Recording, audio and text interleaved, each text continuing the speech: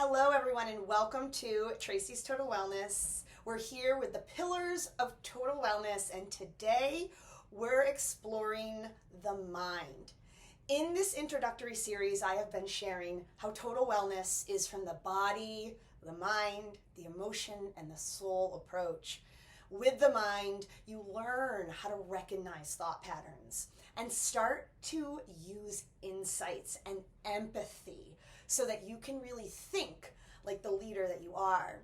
We have noticed throughout our community that sometimes whatever things we're thinking, what we're being like, are so limiting to the value we have for ourselves that it's hard to get out of some of these patterns.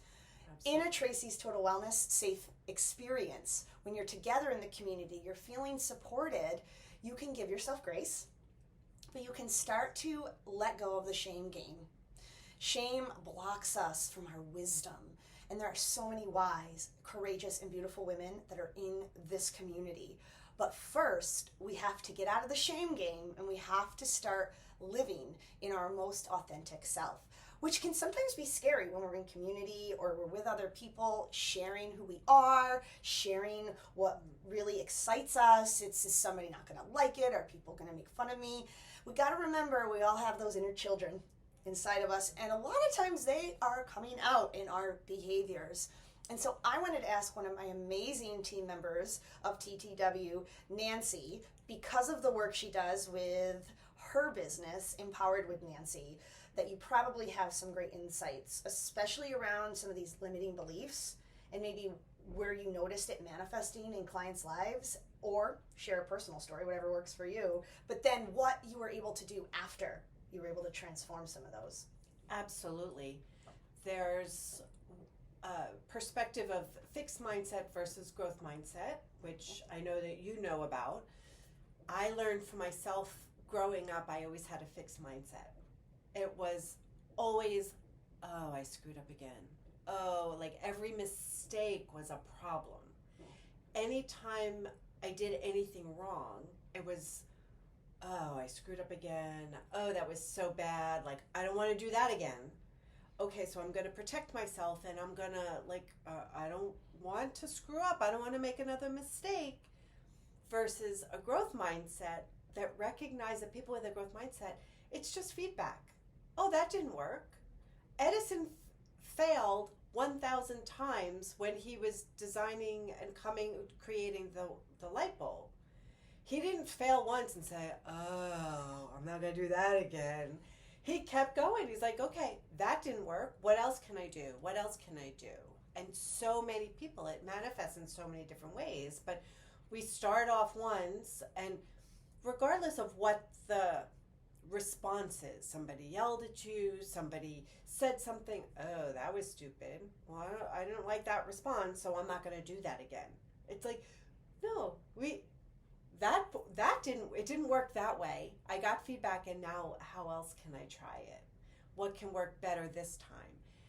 And one of the big things that I do for myself and with my clients is notice what we're focusing on. Like, are you focusing on that end result that you want? Like Edison, he was going to figure out a way to create incandescent light. For me, it could be, okay, what am I thinking about the results for my clients? Am I thinking about others? Or am I thinking about, what if they don't like me? If I'm thinking about myself and, oh, what if my hair's not looking good today? I'm not going to do my video today because I'm having a bad hair day. I'll do my video tomorrow. Or, I'm not really feeling that great today, so I'm not going to make those sales calls today. I'll do laundry today, and I'll do those tomorrow because I'm thinking about myself versus thinking about my clients or my potential clients or who I'm going to help and serve. And if I'm thinking about them, then it's so much easier because I like to make a difference. Then if I have the answer and I know that they're struggling, and whoever your clients are, if you have the solution that they're looking for and you don't call because I'm having a bad hair day or I'm feeling a little off, then you're being selfish instead of, you know what? I don't care if I look good or not today. I have the answer and I might be able to help you. So let's not suffer for one more day. Yeah, I like that you're sharing to get out of our own heads, especially around limiting beliefs. There is power in actually being of service to others. They say the cure for depression is to actually go do something nice for someone else because you can feel valued. Yeah. And what Nancy is sharing here is a very vital point, is when we can get stuck in our own isolating, self-sabotaging patterns, Right. the selfishness comes in because we're thinking of ourselves only in like that ego, very low vibrational mindset. Agreed. When we can expand and realize we're here to live life, to be around others, we can start to get out of our own self-sabotage. And I want to bring into addition that, because the ritual we're going to share is helping you to realize, what version of you are you listening to? Are you listening to your authentic self? Because when you're listening to your authentic self, you're going to know when you are going to step out and serve and be there for others. And you're also going to know when it is time to set a boundary, when it is time to rest and take care of yourself. You're not going to be tricked. Oh, am I just saying I need self-care, or I need to stay isolated because I'm not well? Well, is that your victim mentality? Is that your lower vibrational self? Or is that your higher self? And doesn't it snowball? Mm-hmm. Like if you honor that voice for a little bit, then you end up self-sabotaging more and more, and you stay in that swirl, and it becomes, the little thing becomes a big thing, and it becomes so much harder to overcome. Yeah. And when it is your higher self, your most authentic self, you get that deep in your bones, yes. This is where the pillars all come connected. You start to feel better. Your body doesn't feel so stressed. You're able to be in a healthier space. And as we look at the mindset pillar, we got to remember our mind then affects the way that we feel. Our mind will even affect physiologically, which then affects us physically, emotionally. It affects everything because it's the thing that allows us to make choices. So my call to action for all of you for today in this pillar of mindset is take a moment to write a letter to yourself. Fill it with compassion.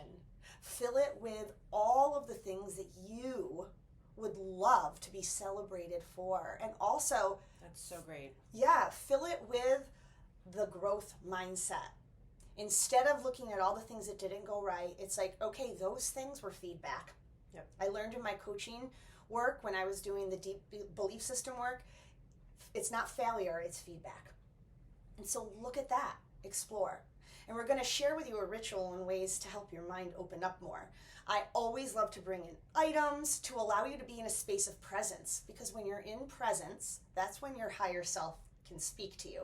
When you're in chaos, more than likely it's not higher self speaking to you. And so little Chaos things, is never higher No. self speaking to us. so little things like I have some amethyst crystal, Nancy's holding selenite, like the power of like the energy. Sometimes when I'm having a rough day, I just hold a crystal and I put it to my heart. It gets me centered. We have some of our favorite oils here. Citrus blends uplift me. To me, they're my natural antidepressant. And when I'm using blends like this, I apply them to my sternum and I smell. I do this before I journal. It allows your mind to actually think different. Our sense of smell is the most potent one we have with all the senses.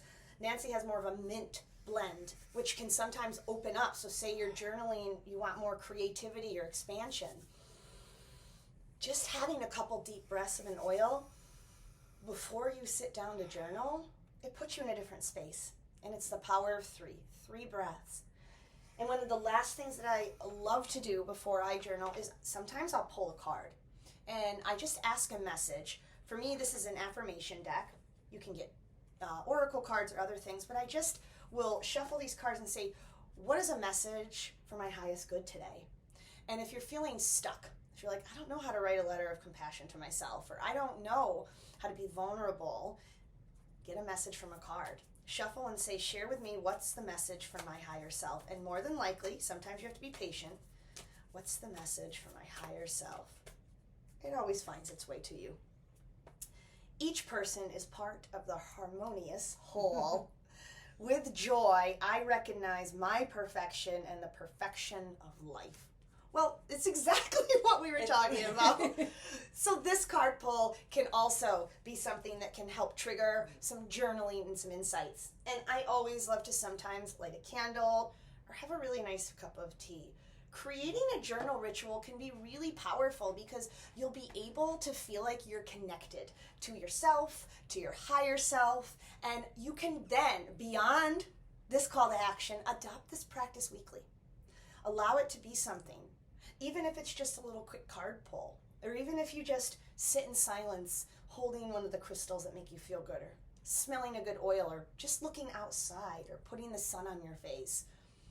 You want to start allowing yourself to begin to create these practices because they serve as a milestone in your journey toward more clarity and more positive vibrations.